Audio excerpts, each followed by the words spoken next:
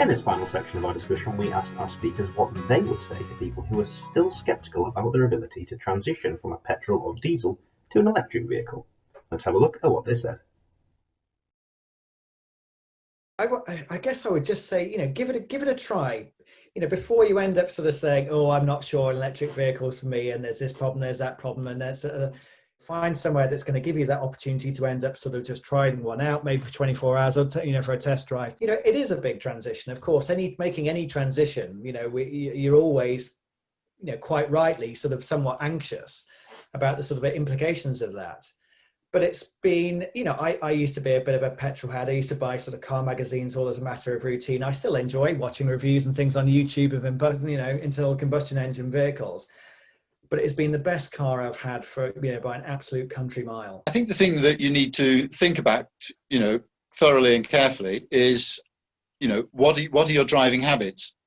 How often do you set to and do a 500-mile trip in a single day?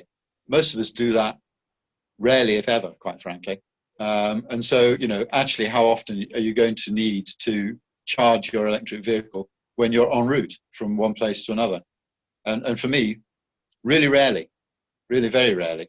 And so actually the issue then is ensuring that you've got a charger at one end or other, or preferably both, of the trips that you're likely to be making. And that's becoming ever easier. I mean, there are lots of hotels that have chargers. There are lots of Bs&Bs that have chargers. Campsites have chargers. It's not difficult to achieve that. Okay, so before we got our EV, I made a little Excel spreadsheet. And I reckoned if we're going to buy a car, we're probably going to keep it at least 6 years.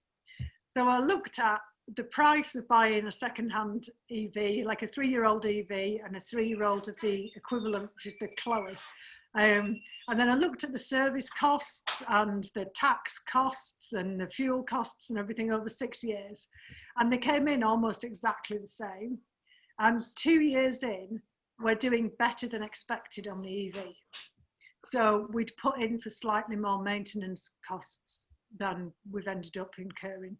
And we've found in terms of charging, we're on a vary tariff, so we can charge overnight at I think it's an average of about 6.5p a kilowatt hour. So we've spent less charging than I'd budgeted for. So so I think that can be scary before you do something. You try and look at it on paper, and you're like, well, it's a big amount of money to outlay right now, but 2 years in, and we're still doing, it's working like it did on paper, I guess. The only way to actually convince people is to just keep coming back, keep turning up at work with the electric car.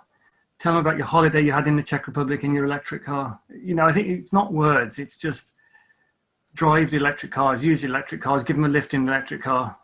And that's far more effective, actually, because there'll always be a reason why it's not the time, for a lot of people, why it's not yet the time to do it. But funny enough, if they just see you driving it and happy with it and successful with it, then suddenly one day it'll be on their drive too. And then they'll be raving to you about it, which has happened to me so many times. Right, okay, thank you. And thank you very much, everyone, for joining us on this discussion. And we hope you found it informative. We'll see you next time. Very good. No, it's been an absolute pleasure. Thanks for the opportunity. Okay, no worries. Bye. Very welcome. And if anybody has questions, I'm more than happy to respond.